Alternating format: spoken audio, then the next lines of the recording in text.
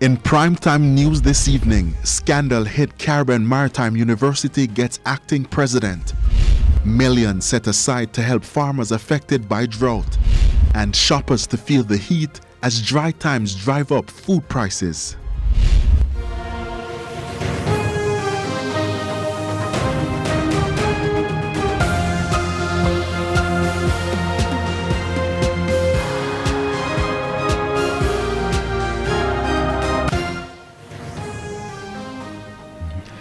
Good evening and welcome to Primetime News on air and online at onespotmedia.com. I'm Herman Green. And I'm Janella Precious. Also this evening, the top business stories of the day, and Milton Walker has our preview. Milton?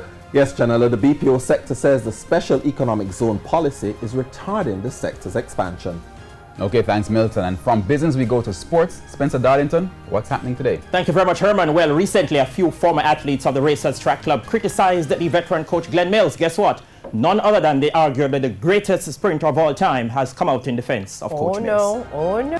If you don't work hard, you don't train hard, how can you be great? If you're going to attack the coach, say everything.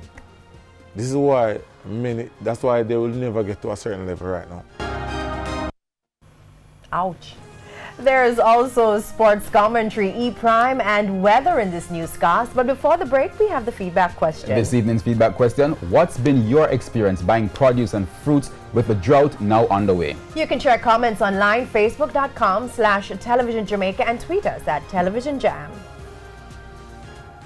Please stay with us. Primetime News returns after this break.